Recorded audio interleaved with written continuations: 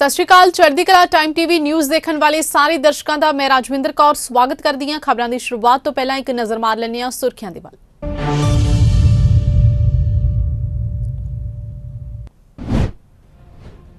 मुख्यमंत्री भगवंत मान ने देहाती विकास फंड के 1760 करोड़ रुपए के बकाए सने पंजाब लई 2800 करोड़ का लाभ यकीनी बनाया।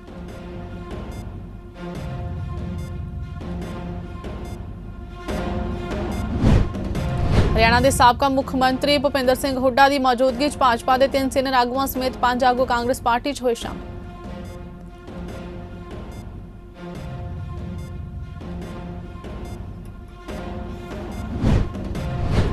पंजाब कैबिनेट की अगली मीटिंग 11 अगस्त को बैठक च ले जा सकते ने वड्डे फैसले।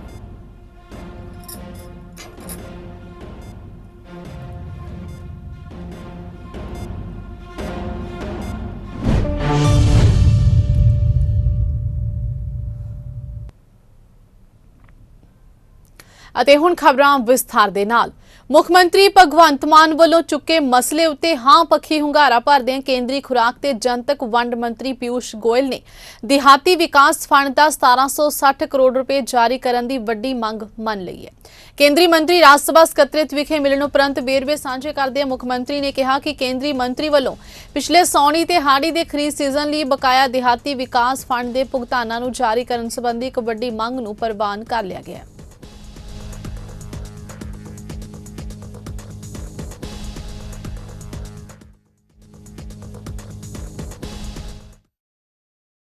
योग मंत्री पीयूष गोयल जी नाल मीटिंग हुई, बड़े वधिया माहौल च हुई। रूरल डिवेलपमेंट फंड का पंजाब का 1760 करोड़ रुपया जो स्टक होया पिया सी, क्योंकि पिछली सरकार ने उस पैसे नूं जिहड़ा पहलां आया सी उस पैसे नूं किते होर यूज़ कर लिया, जद कि वो पिंडां दीयां सड़कां ते मंडियां नूं अपडेट करने वास्ते पैसा हुंदा वो। तां सानूं सेंटर वालों ये सलाह दी गई कि तुसीं एक्ट दे विच अमेंड कर दो कि पैसा सिर्फ पिंडां दीयां सड़कां ते मंडियां ते ही खर्चा जाऊगा। तां असीं वो एक्ट जिहड़ा सीगा उहनूं अमेंड करता ते अज मैनूं दसदे बड़ी खुशी हुंदी है कि मंत्री साहब ने तुरंत 1760 करोड़ रुपया रूरल डिवेलपमेंट फंड का जारी करन दे अधिकारियों को निर्देश दिते हैं। इस तो बाद जिहड़ा व्याज लगता सी सानू प्रोक्योरमेंट का जिहड़ा पैसा है, झोने का पैसा या फिर कणक का पैसा, उत्ते ब्याज सानू लगता सी ते पैसा जिहड़ा सी वो उदों आउंदा सी जदों सेंटर चक लैंदा सीगा। वो चक्कण नूं फसल चक्कण नूं सेंटर नूं कई बारी साल लग जांदा सी, तो पंजाब दे सिर ब्याज पैंदा सी। तो असीं कहा जी तुसीं ये साडे ते बोझ जिहड़ा घटाओ।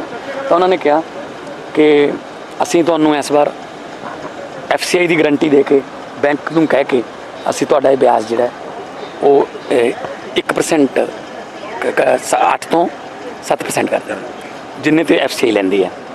तो सानूं क्योंकि 70,000 करोड़ की साडी इन्वेस्टमेंट है, 700 करोड़ एक फसल का 1400 करोड़ के नेड़े नेड़े साडा बचूगा। बाकी छोटे इशू सीगे जिमें कि बारदाना वो जूट के बैगां दे विच आऊगा इस बार, क्योंकि प्लास्टिक का जिहड़ा वो बंद हो गया। सो वो सानू टाइम ते मुहैया कराए जान। लेबर का पैसा सानू उस दिन जारी किया जाए, क्योंकि जिहड़े लेबर वाले ने मंडियां च लेबर है जिहड़ी वो उस दिन ही कमाउंदे ने, उस दिन ही खांदे ने, अंग्रेजी च कहंदे हैंड टू माउथ ने। तो वो भी मंत्री साहब ने कहा कि जिमें असीं दूजे स्टेटां दिंदे हां तुहानूं भी देवांगे। ते नाल फसली विभिन्नता बारे जो मैं कल बोलिया सी, मंत्री साहब भी उत्थे सी, उन्होंने कहा कि तुहाडे भाषण दी साडे दफ्तर दे विच चर्चा है कि तुसीं बिल्कुल सही गल्लां कीतियां। प्रोसैसिंग दी इंडस्ट्री जिहड़ी है वो तुहानूं चाहीदी है, लीची किन्नू साडे आलू साडा गार्लिक सारा प्रोसैस हो सकता है जे कि सानूं प्रोसैसिंग की इंडस्ट्री मिल जाए। तो उन्होंने कहा कि असीं इस काम 'च तुहाडी मदद करांगे ताकि पंजाब के पानी नूं बचाया जा सके, पंजाब दी बिजली नूं बचाया जा सके, तो असीं जिहड़ा रंगले पंजाब का जिहड़ा साडा सुपना है असीं उहनूं पूरा कर सकें। ਹਰਿਆਣਾ ਦੇ ਸਾਬਕਾ ਮੁੱਖ ਮੰਤਰੀ ਦੇ ਵਿਰੋਧੀ ਧਿਰ ਦੇ ਨੇਤਾ ਭੁਪਿੰਦਰ ਸਿੰਘ ਹੁੱਡਾ ਤੇ ਹਰਿਆਣਾ ਪ੍ਰਦੇਸ਼ ਕਾਂਗਰਸ ਕਮੇਟੀ ਦੇ ਪ੍ਰਧਾਨ ਚੌਧਰੀ ਉਦੇਭਾਨ ਦੀ ਅਗਵਾਈ ਵਿੱਚ ਭਾਜਪਾ ਦੇ 3 ਸੀਨੀਅਰ ਆਗੂਆਂ ਸਮੇਤ 5 ਅਹਿਮ ਆਗੂ ਕਾਂਗਰਸ ਪਾਰਟੀ ਵਿੱਚ ਸ਼ਾਮਿਲ ਹੋ ਗਏ। 6 ਵਾਰ ਵਿਧਾਇਕ ਰਹੇ ਪ੍ਰੋਫੈਸਰ ਸੰਪਤ ਸਿੰਘ ਵੀ ਕਾਂਗਰਸ ਪਾਰਟੀ ਵਿੱਚ ਸ਼ਾਮਿਲ ਹੋਏ। ਪ੍ਰੋਫੈਸਰ ਸੰਪਤ ਸਿੰਘ ਪਿਛਲੇ ਸਮੇਂ ਵਿੱਚ ਵਿੱਤ ਮੰਤਰੀ ਤੇ ਵਿਰੋਧੀ ਧਿਰ ਦੇ ਨੇਤਾ ਵਰਗੇ ਅਹੁਦਿਆਂ ਤੇ ਰਹਿ ਚੁੱਕੇ ਨੇ। ਉਹਨਾਂ ਕਈ ਹੋਰ ਆਗੂਆਂ ਨੇ ਵੀ ਕਾਂਗਰਸ 'ਚ ਸ਼ਮੂਲੀਅਤ ਕੀਤੀ ਹੈ। ਇਸ ਮੌਕੇ ਭੁਪਿੰਦਰ ਸਿੰਘ ਹੁੱਡਾ ਨੇ ਸਾਰਿਆਂ ਨੂੰ ਜੀ ਆਇਆਂ ਨੂੰ ਕਿਹਾ ਤੇ ਕਿਹਾ ਕਿ ਸਾਰੇ ਆਗੂ ਆਪੋ ਆਪਣੇ ਇਲਾਕੇ ਦੀ ਮਜ਼ਬੂਤ ਆਵਾਜ਼ ਨੇ। ਉਹਨਾਂ ਕਿਹਾ ਕਿ ਇਹਨਾਂ ਆਗੂਆਂ ਦੇ ਪਾਰਟੀ ਵਿੱਚ ਸ਼ਾਮਿਲ ਹੋਣ ਨਾਲ ਸੂਬੇ 'ਚ ਕਾਂਗਰਸ ਪਾਰਟੀ ਮਜ਼ਬੂਤ ਹੋਵੇਗੀ।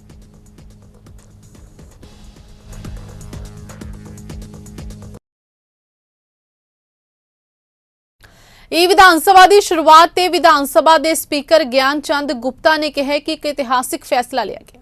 ਉਹਨਾਂ ਕਿਹਾ ਕਿ ਇਸ ਦੀ ਸ਼ੁਰੂਆਤ ਕਰ ਦਿੱਤੀ ਗਈ। ਇਸ ਬਾਰੇ ਵਿਧਾਇਕਾਂ ਨੂੰ ਜਾਣੂ ਕਰਾਉਣ ਲਈ ਸੈਸ਼ਨ ਵੀ ਬੁਲਾਇਆ ਗਿਆ। ਫਿਲਹਾਲ ਇਸ ਸਮੇਂ ਡਿਜੀਟਲ ਤੇ ਮੈਨੂਅਲ ਦੋਵੇਂ ਤਰੀਕੇ ਵਰਤੇ ਜਾ ਰਹੇ ਨੇ, ਜਦੋਂ ਕਿ ਹੌਲੀ-ਹੌਲੀ ਵਿਧਾਨ ਸਭਾ ਪੂਰੀ ਤਰ੍ਹਾਂ ਕਾਗਜ਼ ਰਹਿਤ ਹੋ ਜਾਵੇਗੀ।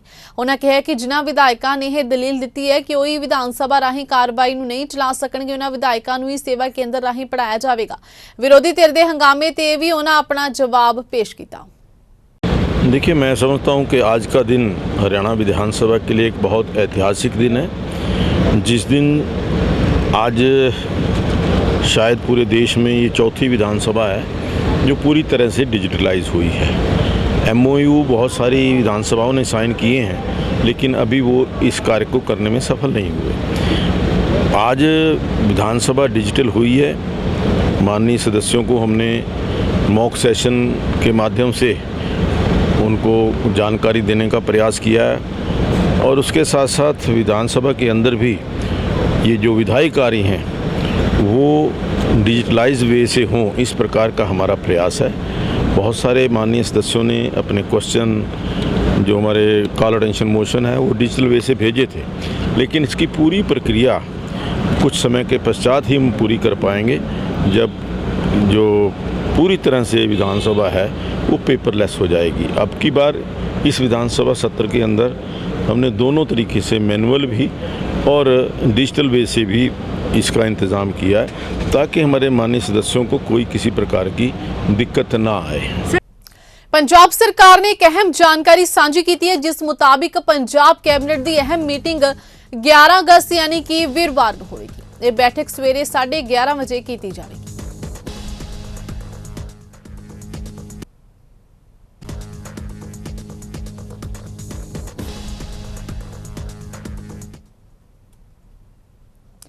ਰਾਸ਼ਟਰਮੰਡਲ ਖੇਡਾਂ ਵਿੱਚ ਕਾਂਸੀ ਦਾ ਤਗਮਾ ਜਿੱਤ ਕੇ ਪਰਤੀ ਵਿਦਿਆਰਥੀ ਖਿਡਾਰੀ ਹਰਜਿੰਦਰ ਕੌਰ ਨੂੰ ਪੰਜਾਬੀ ਯੂਨੀਵਰਸਿਟੀ ਵੱਲੋਂ ਨੌਕਰੀ ਦੇਣ ਦਾ ਐਲਾਨ ਕੀਤਾ ਗਿਆ। ਇਸ ਮੌਕੇ ਵਿਧਾਨ ਸਭਾ ਦੇ ਸਪੀਕਰ ਕੁਲਤਾਰ ਸਿੰਘ ਸੰਧਵਾ ਵੱਲੋਂ ਆਪਣੇ ਅਖਤਿਆਰੀ ਫੰਡ ਵਿੱਚੋਂ 5 ਲੱਖ ਰੁਪਏ ਦਾ ਇਨਾਮ ਦੇਣ ਦਾ ਐਲਾਨ ਕੀਤਾ ਗਿਆ। ਇਸ ਮੌਕੇ ਹਰਜਿੰਦਰ ਕੌਰ ਨੇ ਪੰਜਾਬ ਸਰਕਾਰ ਤੋਂ ਪੰਜਾਬੀ ਯੂਨੀਵਰਸਿਟੀ ਲਈ ਬਿਹਤਰ ਖੇਡ ਸਹੂਲਤਾਂ ਦੀ ਮੰਗ ਵੀ ਕੀਤੀ। ਨਾਭਾ ਨੇੜਲੇ ਪਿੰਡ ਮਹਿਸ ਦੇ ਵਸਨੀਕ ਹਰਜਿੰਦਰ ਕੌਰ ਯੂਨੀਵਰਸਿਟੀ ਵਿਖੇ ਰੱਖੇ ਗਏ ਆਪਣੇ ਸਨਮਾਨ ਸਮਾਰੋਹ ਵਿੱਚ ਜਦੋਂ ਆਪਣੇ ਮਾਪਿਆਂ ਸਮੇਤ ਪਹੁੰਚੀ ਤਾਂ ਕਲਾ ਭਵਨ ਵਿਖੇ ਹਾਜ਼ਰ ਦਰਸ਼ਕਾਂ ਵੱਲੋਂ ਲੰਬਾ ਸਮਾਂ ਤਾੜੀਆਂ ਵਜਾ ਕੇ ਉਸ ਦਾ ਜ਼ੋਰਦਾਰ ਸਵਾਗਤ ਕੀਤਾ ਗਿਆ। ਸਨਮਾਨ ਸਮਾਰੋਹ ਵਿੱਚ ਹਰਜਿੰਦਰ ਕੌਰ ਦੇ ਮਾਤਾ-ਪਿਤਾ ਕੁਲਦੀਪ ਕੌਰ ਤੇ ਸਾਹਿਬ ਸਿੰਘ ਤੋਂ ਇਲਾਵਾ ਉਸ ਦੇ ਕੋਚ ਪਰਮਜੀਤ ਸ਼ਰਮਾ ਨੂੰ ਵੀ ਸਨਮਾਨਿਆ ਗਿਆ।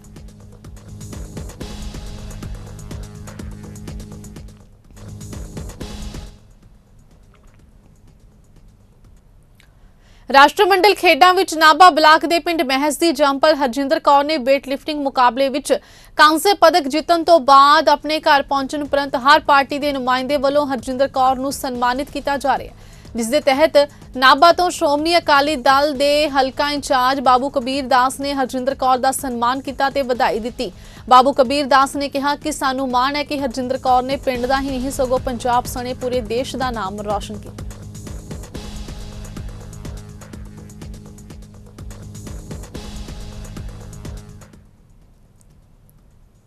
ਹਰਿਆਵਲ ਪੰਜਾਬ ਦੇ ਨਾਰੇ ਤਹਿਤ ਸ਼ੁਰੂ ਕੀਤੀ ਗਈ ਰੁੱਖ ਲਗਾਉਣ ਦੀ ਮੁਹਿੰਮ ਤਹਿਤ ਜੀਰਾ ਦੇ ਵਿਧਾਇਕ ਨਰੇਸ਼ ਕਟਾਰੀਆ ਨੇ ਪੌਦਿਆਂ ਦਾ ਲੰਗਰ ਲਾਇਆ ਤੇ ਆਲੇ ਦੁਆਲੇ ਦੇ ਲੋਕਾਂ ਨੂੰ ਵੱਡੀ ਮਾਤਰਾ ਵਿੱਚ ਪੌਦੇ ਵੰਡੇ।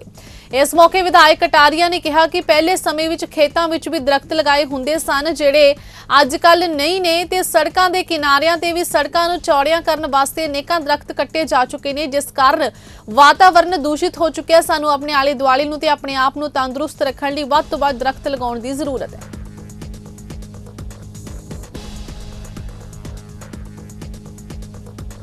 ਅੱਜ ਜੋ ਦੂਨ ਵੈਲੀ ਸਕੂਲ ਦੇ ਵਿੱਚ ਇੱਕ ਨਵੀਂ ਸ਼ੁਰੂਆਤ ਕੀਤੀ ਗਈ ਆ, ਜਿਹੜੇ ਕਿ ਦਰਖਤਾਂ ਲਾਉਣ ਵਾਸਤੇ ਬੱਚਿਆਂ ਨੂੰ ਅਤੇ ਪੇਰੈਂਟਸ ਨੂੰ ਸੱਦ ਕੇ ਇਸ ਵਾਸਤੇ ਪ੍ਰੇਰਿਆ ਗਿਆ, ਕਿਉਂਕਿ ਆਪਾਂ ਦਰਖਤ ਲਾਵਾਂਗੇ ਤਾਂ ਹੀ ਬਚਾਂਗੇ। ਕਿਉਂਕਿ ਜੋ ਪ੍ਰਦੂਸ਼ਣ ਅੱਜ ਫੈਲ ਰਿਹਾ ਵਾ, ਏਸੀ ਕਿੰਨੇ ਹੋ ਗਏ, ਵਹੀਕਲ ਕਿੰਨੇ ਹੋ ਗਏ, ਇਸ ਤਰ੍ਹਾਂ ਕਰਕੇ ਫੈਕਟਰੀਆਂ ਵੀ ਵੱਧਦੀਆਂ ਜਾ ਰਹੀਆਂ, ਹਰ ਪਾਸਿਓਂ ਪ੍ਰਦੂਸ਼ਣ ਵੱਧਦਾ ਜਾਂਦਾ। ਪ੍ਰਦੂਸ਼ਣ ਨੂੰ ਕੰਟਰੋਲ ਕਰਨ ਵਾਸਤੇ ਇੱਕੋ ਹੀ ਤਰੀਕਾ ਸਾਡੇ ਕੋਲੇ, ਅਸੀਂ ਜਿੰਨੇ ਵੱਧ ਤੋਂ ਵੱਧ ਦਰਖਤ ਲਾਈਏ, ਦਰਖਤ ਵੱਧ ਤੋਂ ਵੱਧ ਹੋਣਗੇ, ਪ੍ਰਦੂਸ਼ਣ ਘਟੂਗਾ, ਕਈ ਹੋਰ ਬਿਮਾਰੀਆਂ ਨੂੰ ਰਾਹਤ ਮਿਲੂਗੀ। ਕਿਉਂਕਿ ਬਹੁਤ ਸਾਰੇ ਦਰਖਤ ਐਸੇ ਆ ਜਿਹੜੇ ਕਿ ਸਾਡੇ ਸਰੀਰ ਵਾਸਤੇ ਇੱਕ ਲਾਭਦਾਇਕ ਆ। ਇਸ ਕਰਕੇ ਮੇਰੀ ਬੇਨਤੀ ਹੈ, ਜੋ ਇਹਨਾਂ ਸਕੂਲ ਵਾਲਿਆਂ ਨੇ ਇਹ ਸ਼ੁਰੂਆਤ ਕੀਤੀ, ਮੈਂ ਇਹਨਾਂ ਨੂੰ ਮੁਬਾਰਕਬਾਦ ਦਿੰਦਾ। ਸਾਡੇ ਡਾਕਟਰ ਉੱਪਲ ਜੀ, ਜਿਹੜੇ ਕਿ ਸੁਭਾਸ਼ ਉੱਪਲ ਜੀ, ਜਿਨ੍ਹਾਂ ਨੇ ਅੱਜ ਸਕੂਲ ਦੇ ਵਿੱਚ ਨਵੀਂ ਪਿਰਤ ਪਾਈ ਆ, ਤੇ ਮੈਂ ਇਹਨਾਂ ਦਾ ਧੰਨਵਾਦ ਕਰਦਾ ਅਤੇ ਮੁਬਾਰਕਬਾਦ ਦਿੰਦਾ। ਪਟਿਆਲਾ ਦੇ ਰੇਲਵੇ ਸਟੇਸ਼ਨ ਤੇ 15 ਅਗਸਤ ਦੇ ਮੱਦੇਨਜ਼ਰ ਚੌਕਸੀ ਵਧਾਈ ਗਈ ਹੈ। ਇਸ ਤਹਿਤ ਰੇਲਵੇ ਸਟੇਸ਼ਨ ਤੇ ਚੈਕਿੰਗ ਕੀਤੀ ਗਈ ਹੈ। ਚੈਕਿੰਗ ਸੰਬੰਧੀ ਜਾਣਕਾਰੀ ਦਿੰਦਿਆਂ ਡੀਐਸਪੀ ਗੁਰਦੇਵ ਸਿੰਘ ਧਾਲੀਵਾਲ ਨੇ ਦੱਸਿਆ ਕਿ ਹਰ ਸਾਲ 15 ਅਗਸਤ ਦੇ ਮੱਦੇਨਜ਼ਰ ਸੁਰੱਖਿਆ ਵਧਾ ਦਿੱਤੀ ਜਾਂਦੀ ਹੈ, ਜਿਸ ਦੇ ਚੱਲਦੇ ਉਹਨਾਂ ਨੇ ਪਟਿਆਲਾ ਰੇਲਵੇ ਸਟੇਸ਼ਨ ਤੇ ਪੁੱਜੀਆਂ ਰੇਲ ਗੱਡੀਆਂ ਦੀ ਚੈਕਿੰਗ ਕੀਤੀ। ਧਾਲੀਵਾਲ ਨੇ ਦੱਸਿਆ ਕਿ ਸਾਡੇ ਨਾਲ ਜ਼ਿਲ੍ਹਾ ਪੁਲਿਸ, ਆਰਪੀਐਫ ਤੇ ਜੀਆਰਪੀਐਫ ਦੇ ਜਵਾਨ ਵੀ ਸ਼ਾਮਿਲ ਸਨ।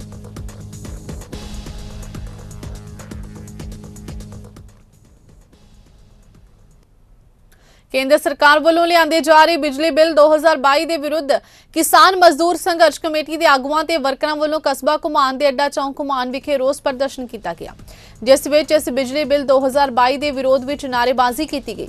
ਇਸ ਮੌਕੇ ਕੇਂਦਰ ਸਰਕਾਰ ਦਾ ਪੁਤਲਾ ਫੂਕਿਆ ਗਿਆ। ਇਸ ਮੌਕੇ ਕਿਸਾਨ ਆਗੂਆਂ ਨੇ ਕਿਹਾ ਕਿ ਕੇਂਦਰ ਸਰਕਾਰ ਕਿਸਾਨਾਂ, ਮਜ਼ਦੂਰਾਂ ਤੇ ਹਰ ਵਰਗ ਦੇ ਲੋਕਾਂ ਨਾਲ ਧੋਖਾ ਕਰਕੇ ਆਪਣੇ ਵਾਅਦਿਆਂ ਤੋਂ ਮੁੱਕਰ ਗਈ ਹੈ ਤੇ ਬਿਜਲੀ ਬਿੱਲ 2022 ਨੂੰ ਦੁਬਾਰਾ ਸੰਸਦ ਵਿੱਚ ਲਿਆ ਕੇ ਬਿਜਲੀ ਮਹਿਕਮੇ ਨੂੰ ਕਾਰਪੋਰੇਟ ਘਰਾਣਿਆਂ ਦੇ ਹੱਥਾਂ ਵਿੱਚ ਦੇਣਾ ਚਾਹੁੰਦੀ ਹੈ, ਜੋ ਅਸੀਂ ਕਦੇ ਬਰਦਾਸ਼ਤ ਨਹੀਂ ਕਰਾਂਗੇ।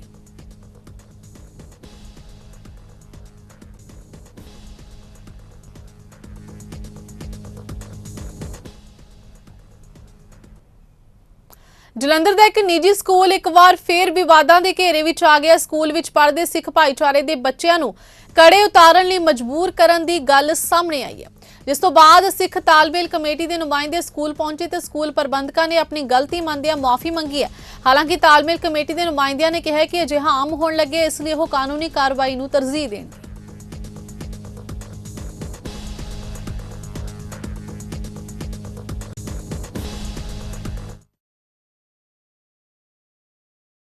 ਇਸ ਦੇ ਨਾਲ ਹੀ ਖਬਰਾਂ ਦਾ ਸਿਲਸਿਲਾ ਇੱਥੇ ਸਮਾਪਤ ਹੁੰਦਾ ਹੈ। ਨਵੀਆਂ ਤੇ ਤਾਜ਼ਾ ਖਬਰਾਂ ਦੇ ਨਾਲ ਫਿਰ ਹਾਜ਼ਰ ਹੋਵਾਂਗੇ। ਤਦ ਤੱਕ ਲਈ ਦਿਓ ਇਜਾਜ਼ਤ। ਧੰਨਵਾਦ।